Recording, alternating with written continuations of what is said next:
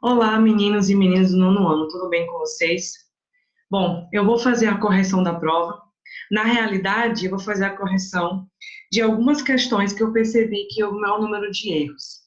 Eu me baseei numa porcentagem. Todas aquelas questões que tinham mais do que 86% mais ou menos de acerto, é porque atingiu um grande objetivo, né? Atingiu muitas pessoas. Já aquelas abaixo desse percentual, eu separei aqui para fazer a correção, tá certo? Liberei já para vocês o gabarito, tá lá no Classroom, é só você ter acesso através do seu e-mail. E qualquer dúvida, é só falar comigo por aquele número do WhatsApp, tá certo? Vamos então a essa perguntinha aqui.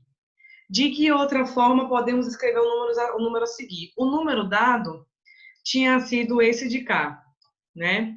E aí você precisava realizar uma racionalização. O denominador seria o próprio conjugado, por isso ele se repete tanto aqui em cima, né, quanto aqui embaixo. E você iria fazer a multiplicação, coisa que nós vimos em algumas aulas online e também durante a revisão em videoaula.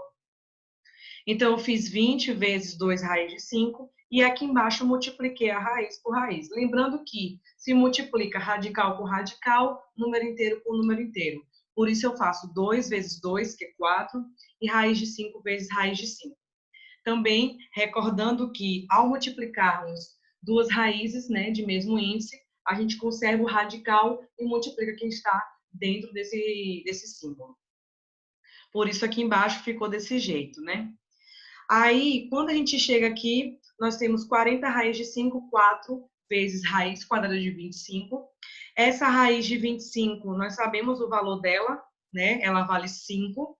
Por isso aqui embaixo ficou desse jeito aqui, tá? Observe que o restante eu repeti desde essa primeira parte. E aí eu faço 4 vezes 5, 20. Quando eu chego nessa última fração, eu simplifico ela.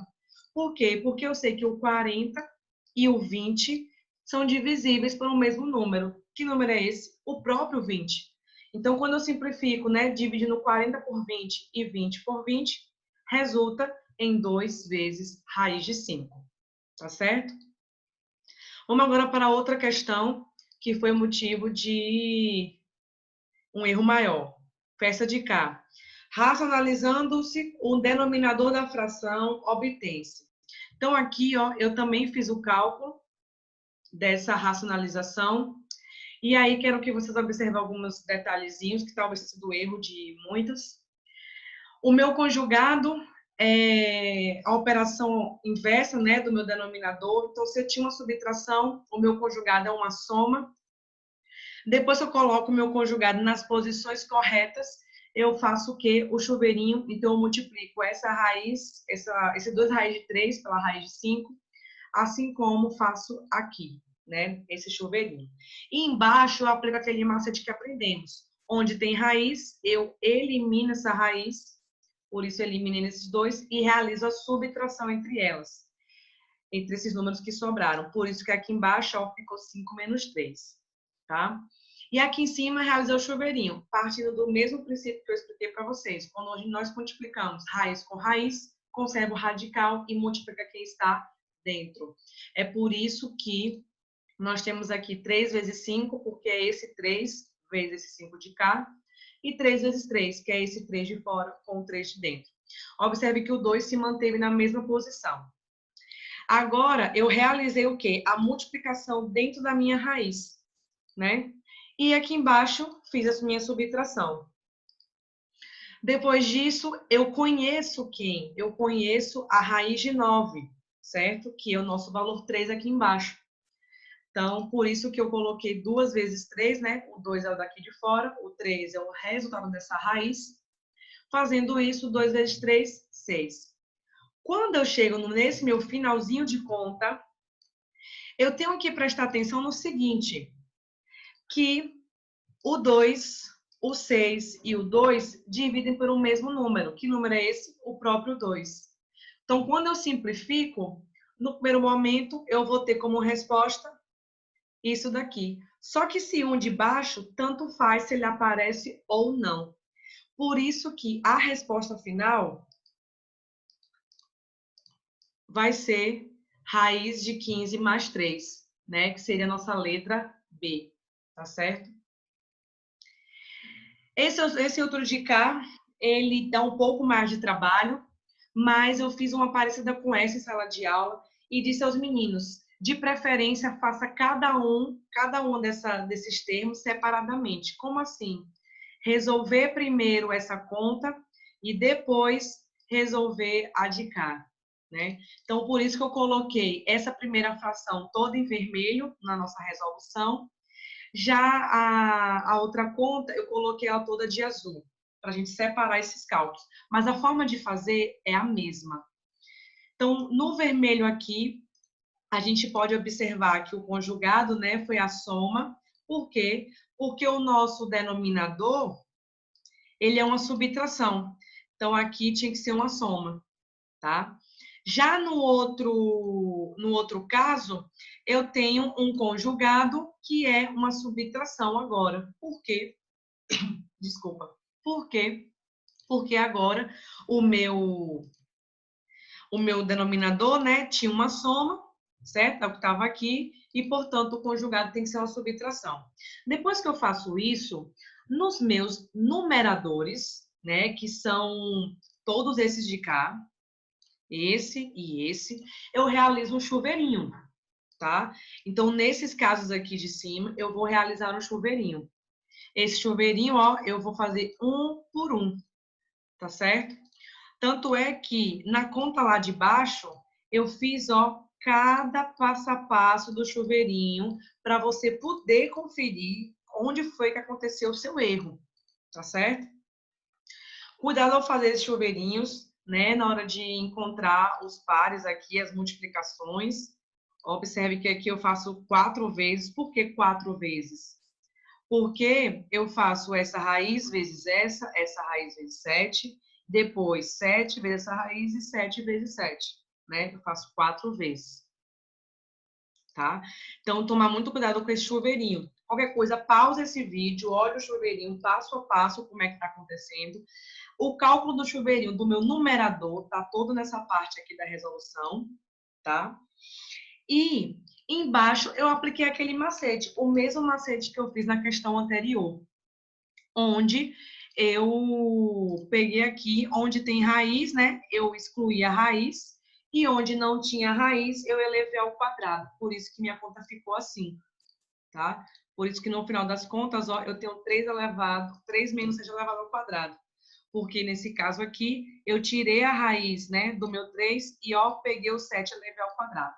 Eu elevo esse 7 ao quadrado justamente porque ele está sem um radical, sem um símbolo radical. É só assistir a videoaula de novo, da revisão, do YouTube, para você entender um pouco melhor, relembrar, né, o que já foi visto durante essas revisões.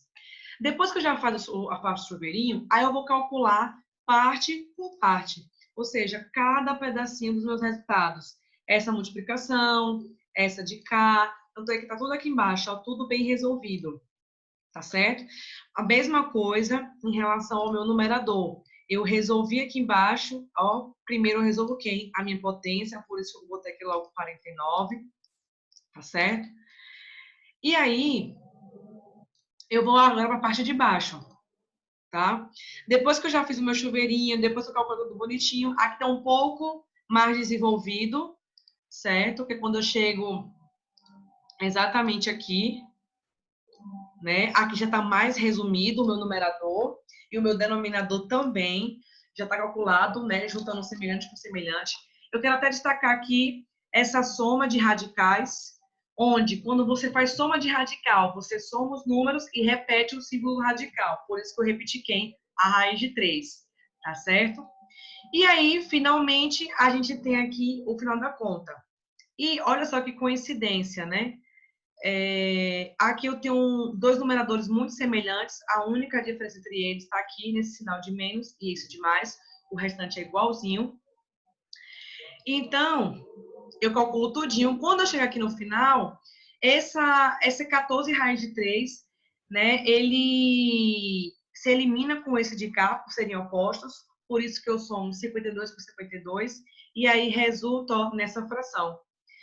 O menos embaixo pode ser colocado aqui em cima, sim. Isso é regra de fração que a gente vê lá no sexto e quinto ano. E, por fim, eu simplifico, né, essa fração. Feito isso, vou agora aqui para vocês, para a gente resolver as outras questões que ficaram também com dúvidas, que foram mais questões teóricas. Então, aí agora, o que acontece? Nessa questão daqui, na figura, temos quantos casos de tangência entre duas circunferências? Nós temos 2 casos, tá certo? E onde é que estão esses 2 casos? Um caso está aqui e o outro caso está aqui, certo? Esses são os 2 casos de tangência. Um é, inclusive, a tangente externa, que é o C2 com o C4, e o outro é a tangente interna, que é o C1 com o C2.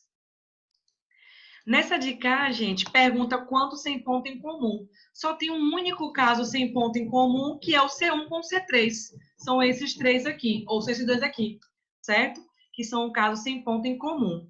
E aí, por fim, a última questão que assim, teve maior quantidade de erros foi essas duas de cá, né? A de cá, qual das letras abaixo configura a posição relativa tangente à circunferência? É o nosso S, porque ele toca duas, ou desculpa, o nosso T, porque ele toca uma única vez a nossa circunferência. E aqui aconteceu muito erro. Eu até, digamos, já esperava um pouco que isso acontecesse, tá? Quantas existem reta e ponto? Então, ele queria saber o total dessas duas. Nós temos 3 casos para reta, tangente, secante e externa, e nós temos 3 casos para o ponto, que é exterior, interno e pertence. Portanto, a resposta seriam 6 casos no total.